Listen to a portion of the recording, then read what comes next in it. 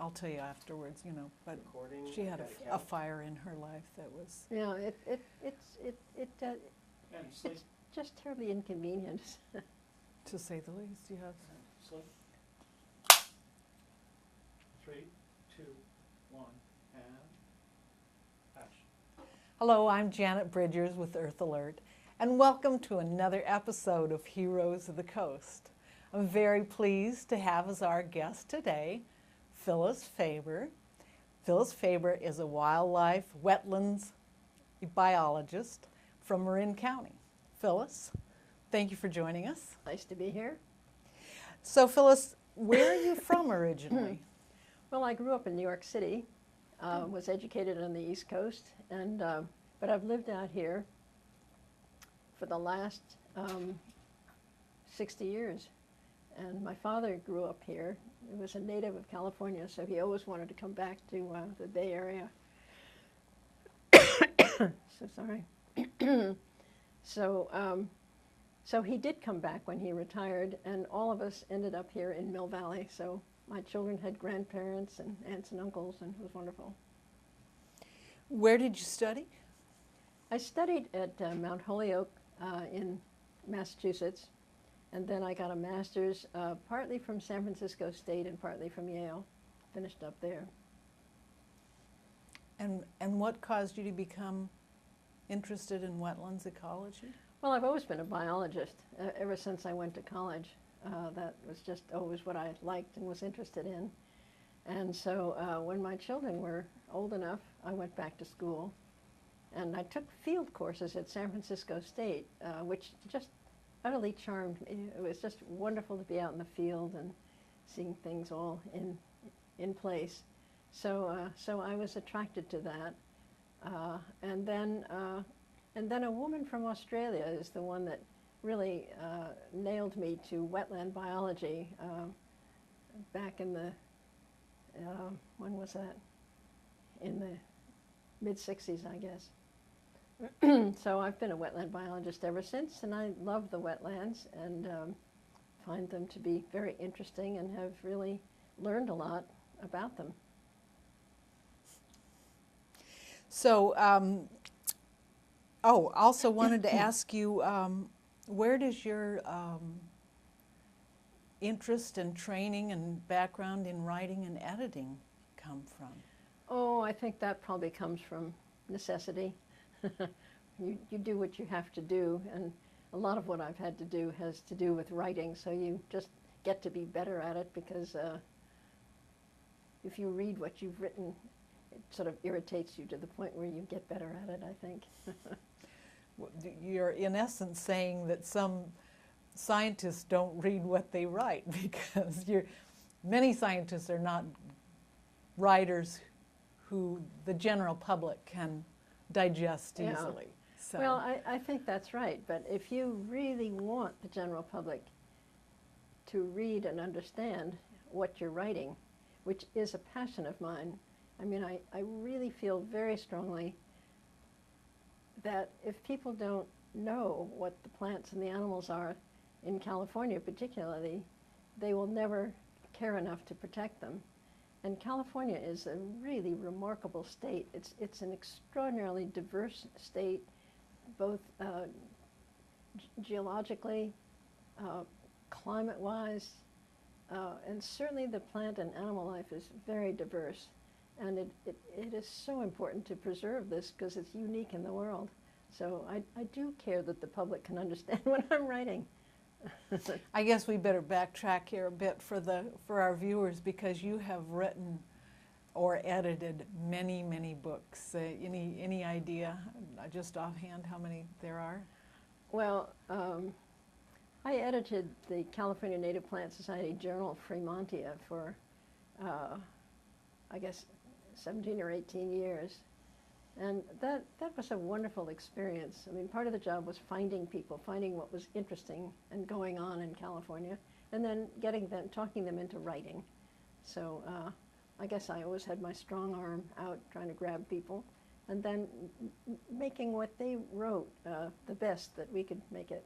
So I've had a lot of practice at that. certainly have. But there have been field guides too, several, I've a written number of field books. guides, and the real reason for doing that was that I understood as a person trying to identify plants, I understood the value of having a one-to-one image, where if you laid the plant beside the image, you could recognize the plant.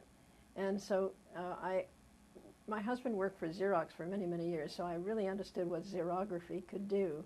And so xerographed images of the plants are really wonderful. They're better than drawings because you get a lot of the gestalt of the plant that you don't get in a drawing. So when I published those 2 field guides, I wanted everything to be one-to-one so that people could see exactly what they had out in the field and compare it to what was in the book. And then they'd have it nailed. So it's easy to use. But you also were editor for Coast and Ocean for many years, right?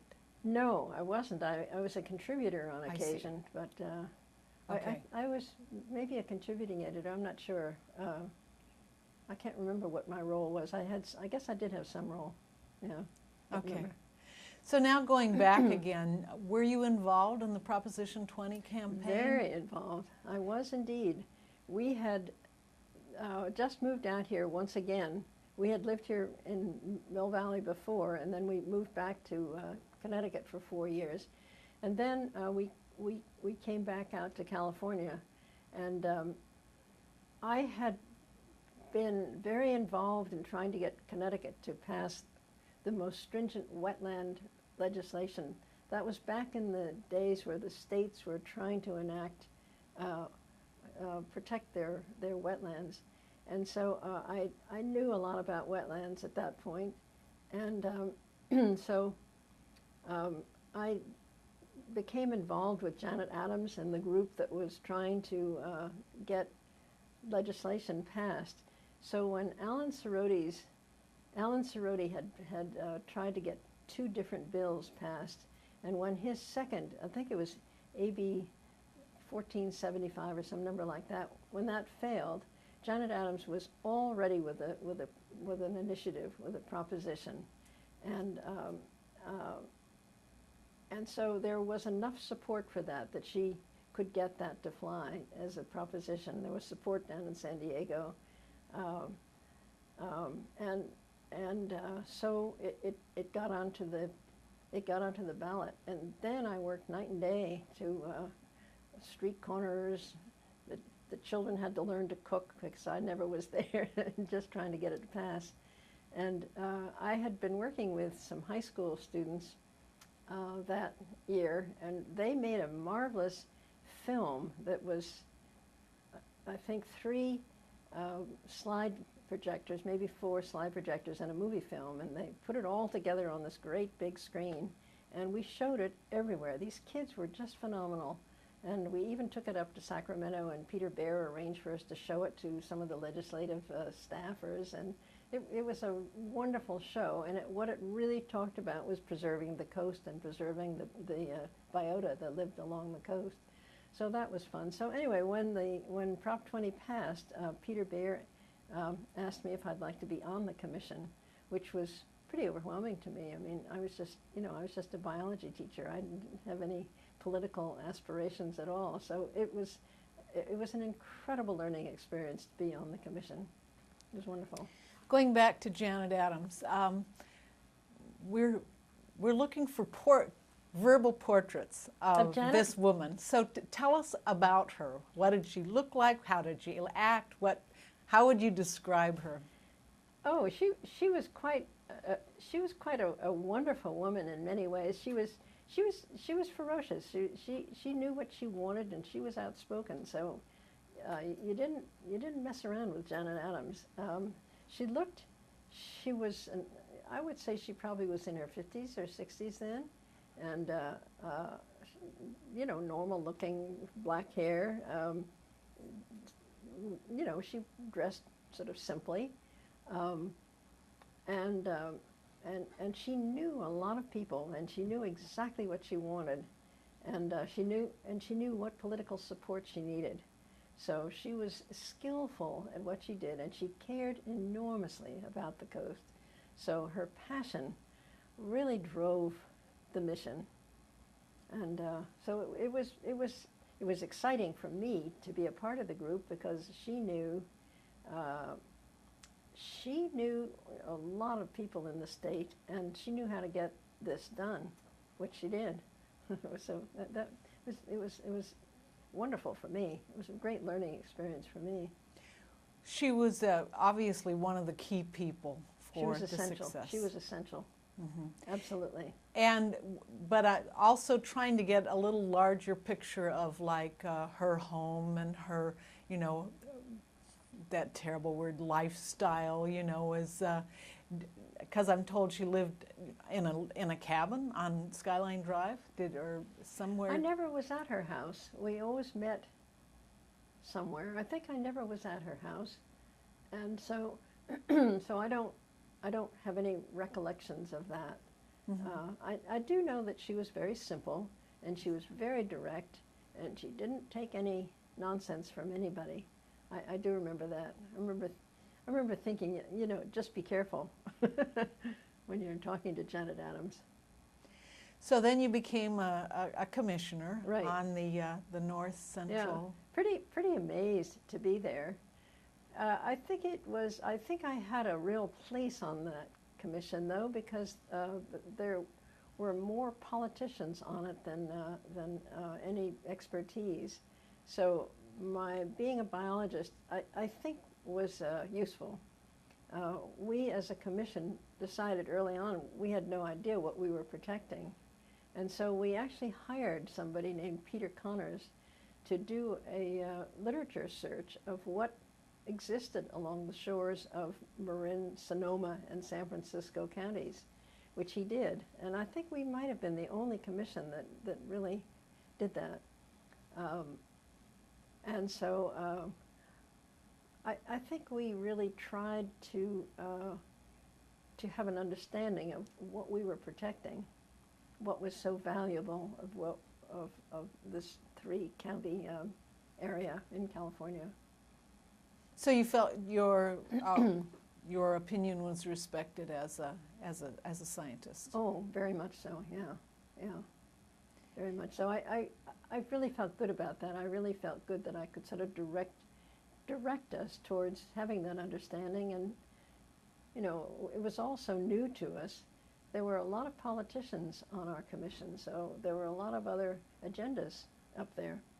Certainly there were, and between the public access issues and the real estate development issues, wildlife and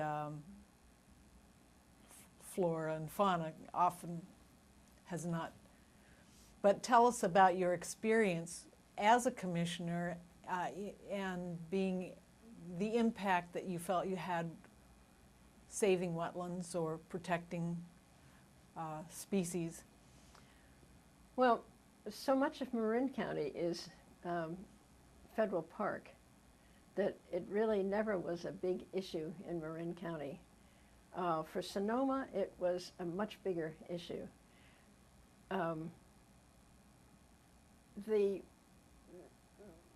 Because there was a coastal conservancy, oh no, that was later, that was in 1976.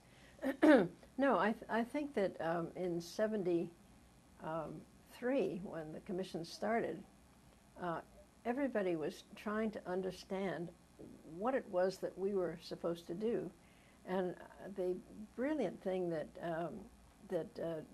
Joe Bonowitz guided the commissions towards having, and I think it was Jack Shoup that came up with the idea, they created a framework of, there were 10 aspects to the coastal plan that were to be investigated. Things like marine resources, Highway 1, there was a design and review element, energy siting. There were 10 aspects to the plan, and every regional commission, which there were 6, and the state commission, all did the planning for those 10 elements, so that at the end of the 3-year period, everybody had the same package, and they could all be put together effectively.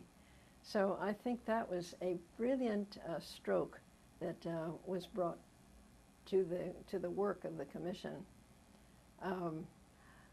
I think the issues in the three different counties were hugely different. Sonoma County wasn't nearly as set aside as Marin. San Francisco, of course, was entirely developed, so a lot of the issues that we dealt with during that period were sort of not what we should have been thinking about. Like if a house was going to be built that would shade somebody's garden, that became an issue for San Francisco. That's silly for the more rural counties. In Sonoma, the issues were more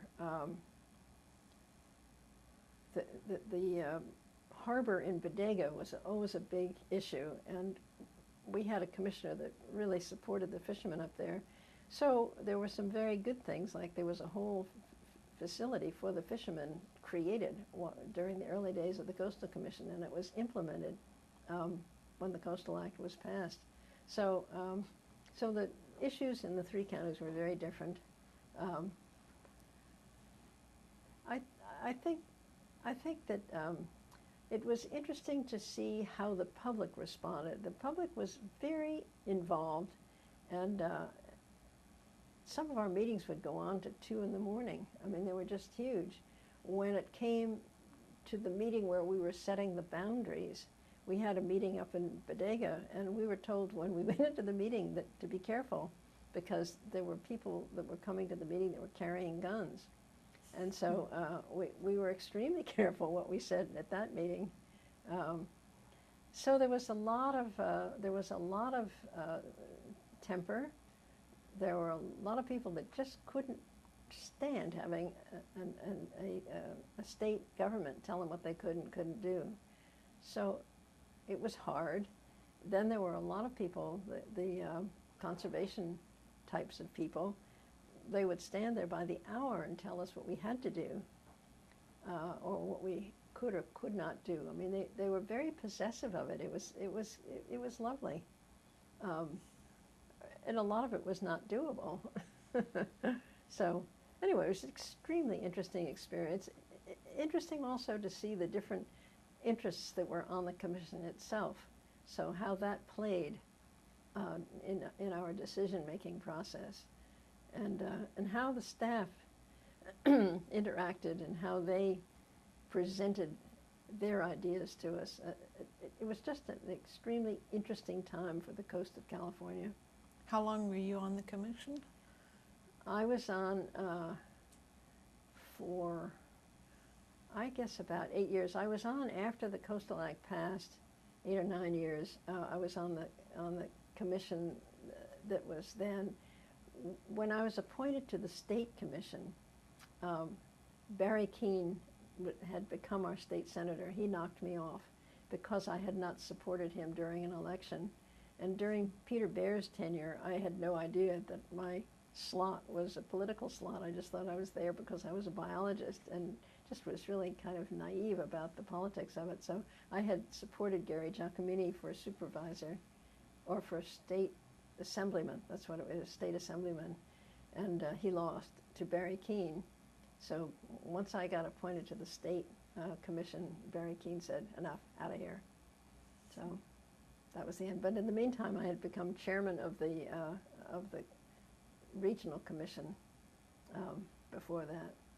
So anyway, it was an extremely interesting time for me, and I learned a lot about the coast, and I learned about the importance of coastal zone planning. That was the big win for me. So there's two directions I want to pursue, and we can only do one at a time. So how did your interest in what you learned from the commission influence what you did later in Marin County with the Agricultural Trust? Well, first let's say you are a founder of the Marin Agricultural Land Trust. I am. Ellen Strauss and I did form that trust. And we came to it we came to it in an interesting way. We were both extremely upset at the amount of land that was going out of agriculture and being converted to housing. The Point Reyes seashore had been formed, and all up and down the edge of Tomales Bay were for sale signs because the farmers were getting out of business because people were buying their land to build motels and hotels that looked across at the seashore. So there were for sale signs everywhere, and we were just sick about it. So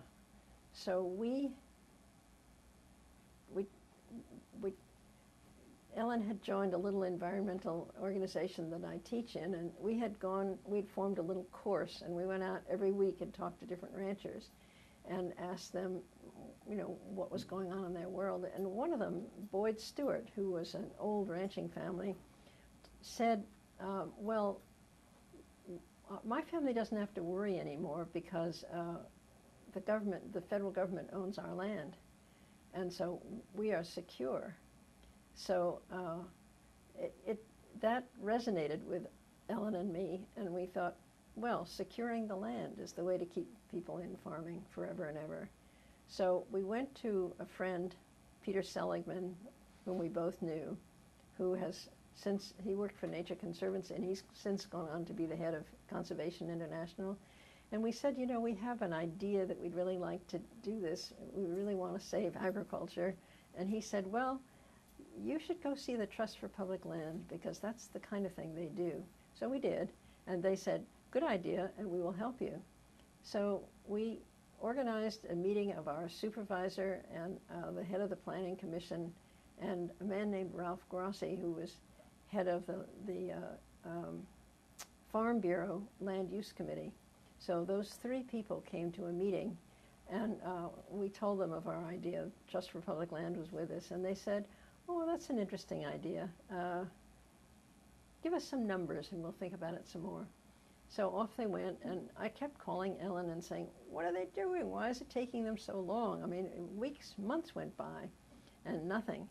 And so then they finally said, okay, we've got enough numbers, and farmers don't like to give numbers. They don't like anybody to know how little money they make. So they didn't get numbers easily. Anyway, we finally went back to the same group and presented their information. In the meantime, the Coastal Act had passed, and the county was facing their local coastal program planning. Now, the Coastal Commission was urging counties to downzone to A160 or A240, and Marin County had, in the 10 years previous, had downzoned to A60. So for them to downzone further to A120 or 240 was extraordinarily painful to think about even. What do those designations mean? It means A60 is one house per 60 acres. So if you own a farm of 300 acres, you can have 5 houses if there's A60 zoning. And so if it was A120 zoning and you owned, with A120, you could have only 2 houses really for the 300 acres. So so the county was really nervous and upset about this, and so at the meeting that we were presenting our numbers, Ralph Grossi said, well, maybe this would be an alternative to downzoning. So they said, well, let's try it. So that's how it happened. That's how we got county support for this. It was really an alternative to the kind of coastal zone planning that was being required of us as a county. So, it was a good idea, and it's turned out to be a good idea, but it really was, it was ushered in a very meaningful way by coastal zone planning. And it's established in perpetuity? Yes, each of these easements is in perpetuity, forever. And have any of the potential heirs squawked about this? No, it's a happy story. It started very slowly because the farmers thought if if you sell easements to malt, it shows that you're a failed farmer. That the first one we did business with used money to pay his feed bill. It wasn't until one of our board members did a project where he did a complicated thing of putting easements on his own property so that he could buy the next property, and it was complicated, but it was very effective. Then the rest of the ranchers said, "Oh wow, if Willie LaFranchi is doing this, maybe malt is an okay thing." So it now has, it's a very mainstream and successful program. So they received money for establishing these easements on their land. They get paid for. Basically, what we do is to pay them for their development rights. That's all we do. We say, you no longer, if you own 300 acres, you no longer can build 5 houses. You can only build one house. You can build your own house, or you can build one for your farm workers, and that's it. And it's worked. I think we've now added a little bit to the easement program and have said you must stay in agriculture, and we pay them a little bit more for that part of the easement. Where does the funding come to buy the easements? Well, a lot of it's come from the state, from the federal government. We work very hard at raising money, so we've been pretty successful at raising money. So we had one family leave us their house and their estate. I mean, it was really, I think we got $6 million from that. We were very lucky. One of the propositions that passed, we got $15 million from that back in the 80s, I think. But we're looking forward to bleaker days, I'm afraid. So now to the wetlands in San Francisco Bay. Okay, right. So you've been very involved in restoring wetlands in San Francisco Bay. Right. I wrote the EIR for the Muzzy Marsh, which was used as a mitigation for the Larkspur Ferry Terminal. And they had to dredge a couple of acres of wetland, of mudflat, in order to let the ferries go in and out of the little harbor there, little creek there. And so they needed some place to put the spoils from that dredging, and they also needed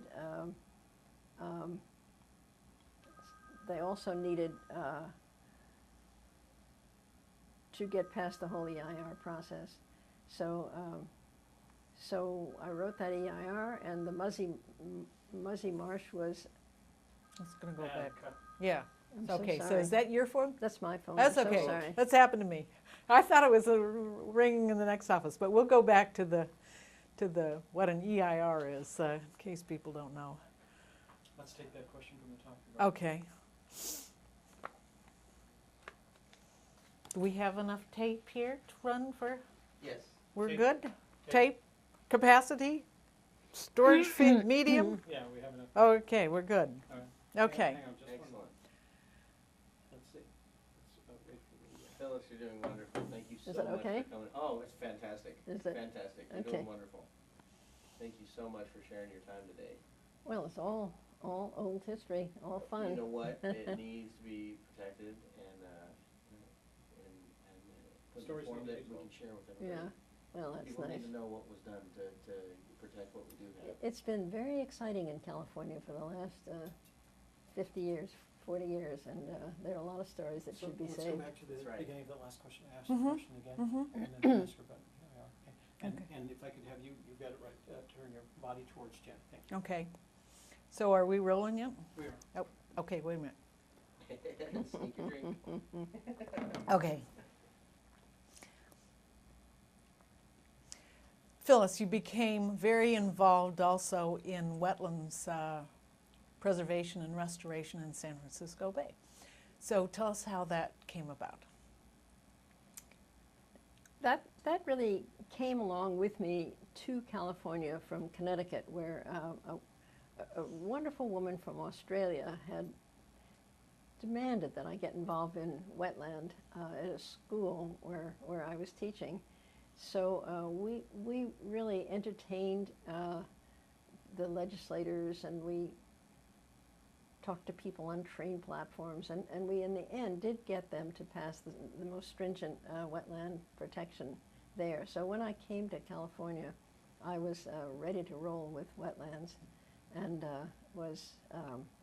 have been involved in teaching about wetlands and writing EIRs, formed a little firm with 2 other women, and so the Muzzy Marsh, the EIR for the Larkspur Ferry Terminal was the first EIR that I wrote, and it was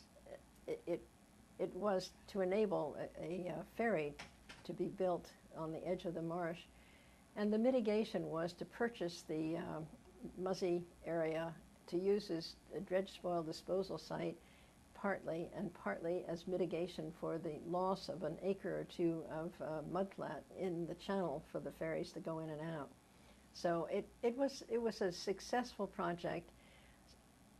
The site was about 200 acres, and I think 70 acres was saved for depositing the dredge spoils, and then the rest of it, the dikes were opened, and it became a wetland. Now, it was the first wetland in the bay, first wetland project that had no plantings done.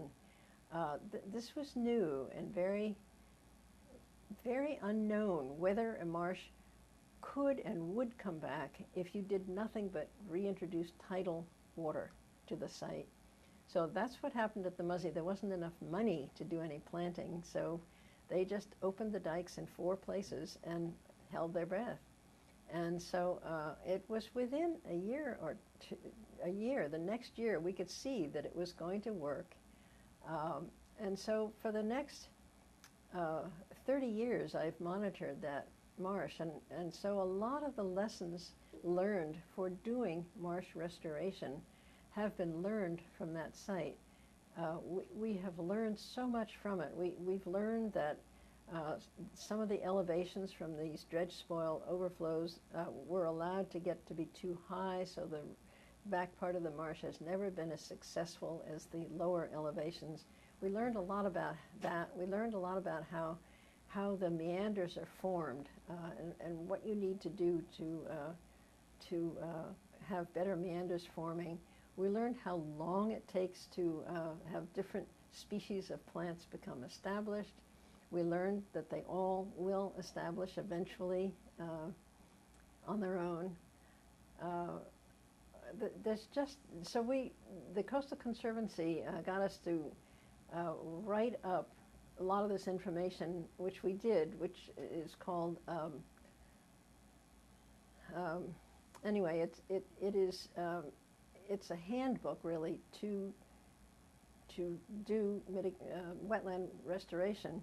And if you answer the questions that are in this guidebook to doing marsh restoration, if you can answer all the questions that are posed in this work, you're pretty apt to have a successful mitigation project. I mean, wetlands do restore themselves, but it's important that they are at the right elevation and that they get a certain kind of tidal exchange.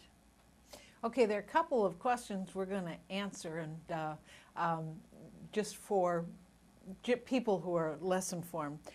What's an EIR? What are the benefits of wetlands to the world at large? And what's a meander? Did you say mitigation? No, you called something a meander. A meander, yes. Ah. Okay. All right, so we'll start with what's an EIR, an environmental impact report.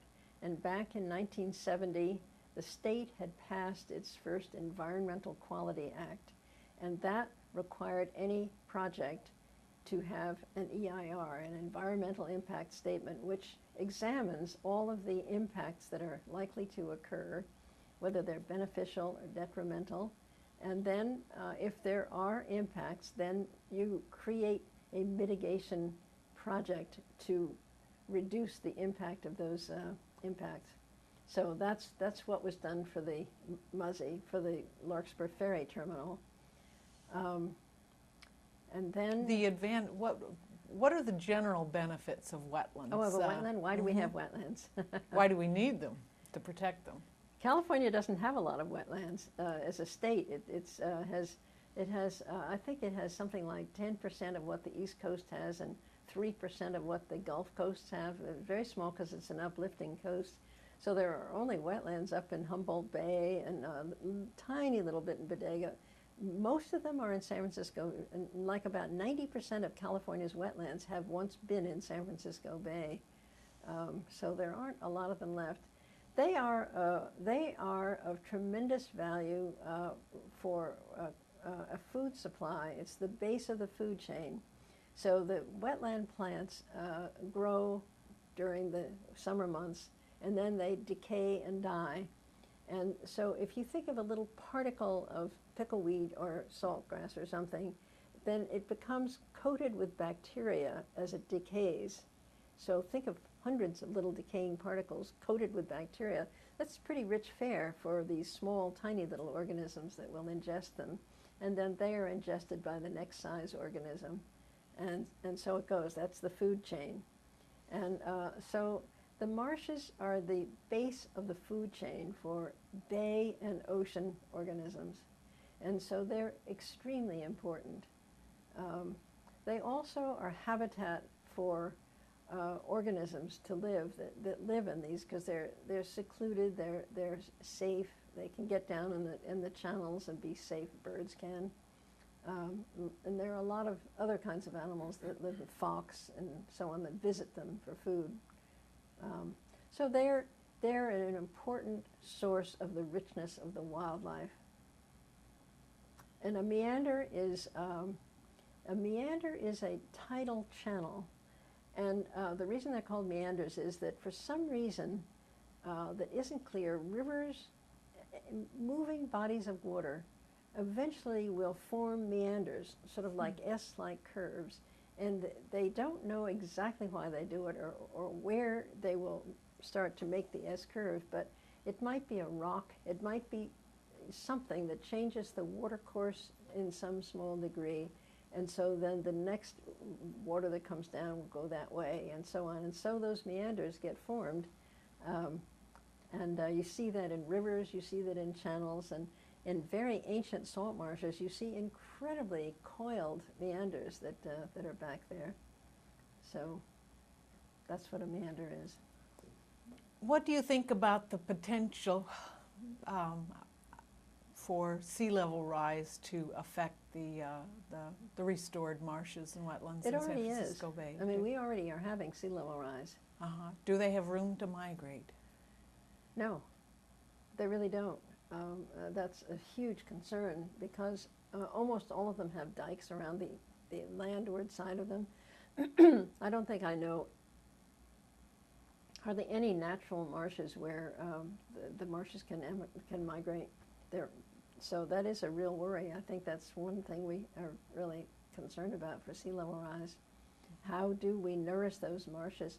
The other thing that's happening at the same time, in the gold mining days, they dumped so much sediment into the river systems that came down through the bay. So we've had what are called accreting marshes, growing marshes for many, many years.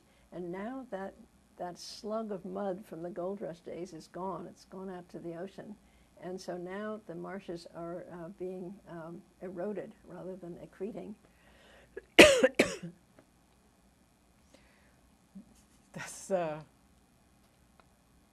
It's interesting to see a problem that goes back to the beginning of the state of California that now has a very different, or not a problem, but a situation that is now changing dramatically. Well, I think in those cases you always say, oh, if we'd only known then what we know now, we'd have done things differently. So what do we do now? And I'm not sure. I mean, and it's a tremendous concern about San Francisco Bay. And I know we could probably talk another hour about the delta, and the effect of that all that is. That's a tremendous worry, because with these storms, these violent storms that seem to be occurring with greater frequency, it's the likelihood of one of the dikes up in the delta giving way is increased. when that happens, there'll be a huge surge of salt water that will go up. It'll get sucked up into the delta to fill in those, the islands that are up there have the soil that was in the middle of those islands is very, it's a kind of soil that sort of disappears in time. It's very organic, very rich in organics. And even today, when you drive along the dikes in the delta, you can have whole pear orchards where the car is at the level of the top of the pear tree. They have subsided so hugely. So if you think of one of those dikes breaking, the amount of salt water that would get sucked into that, where that pear orchard is, it will affect the salinity levels of the water that Contra Costa County is drinking now, or that might end up getting sent down to the farms in the Central Valley. I mean, it could be very serious for those farms. And of course, salt water is not what the Los Angeles people want to drink either. So I think that the state is in a crisis mode, and I think Governor Brown recognizes that. I think he's really trying to do something major because what we have is that we know it's not tenable. I'm trying to, part of this process is to create messages for young people about the future of coastal activism. Tell me what the great joys and also how does one of being a wetlands biologist, and also is it possible to make a living? Is it, how do these things work for you as a biologist? Well, I think young people absolutely should care about their coast. If they could have seen what we were facing in the 60s with the kinds of development, with the sand dredges, with the hotels, motels, just wiping out the coast, wiping out coastal access. Well, if you go to any state on the East Coast, you can see that coastal access is a very valued item. They don't have it there. It's really hard to get to the beach in the East Coast anywhere. There are fences that go right out into the water, and you can't walk along the beach. So I think caring about the beach is important. Caring about the character of the coast in this beautiful state is important, and young people really need to do that. And I think many of them do. I think that's a given. And I can't remember what your other question was. And if a young person has a scientific bent towards biology, why would wetlands biology be of special interest, and how would they make a living as a wetlands biologist? Well, there are many projects that involve wetlands in Southern California. All of those lagoon, Bolsa Chica, Bataquitos, all of those coastal lagoons down in Southern California are now all up for huge development with the widening of Route 5. There are going to be a lot of biologists involved in that. There are biologists in demand all the time. So if a person likes biology, likes wetlands, I think it's an interesting way for them to earn a living, and people do. I mean, it really is possible to do that. They're paid well, and they live in interesting times. So I would say go for it. Well, thank you, Phyllis, for your message for the future wetlands biologists. And thank you, viewers, for watching this episode of Heroes of the Coast. 3, 2, 1, cut. Stop recording. So we didn't ask you on camera, but you had to know Rimfei, right?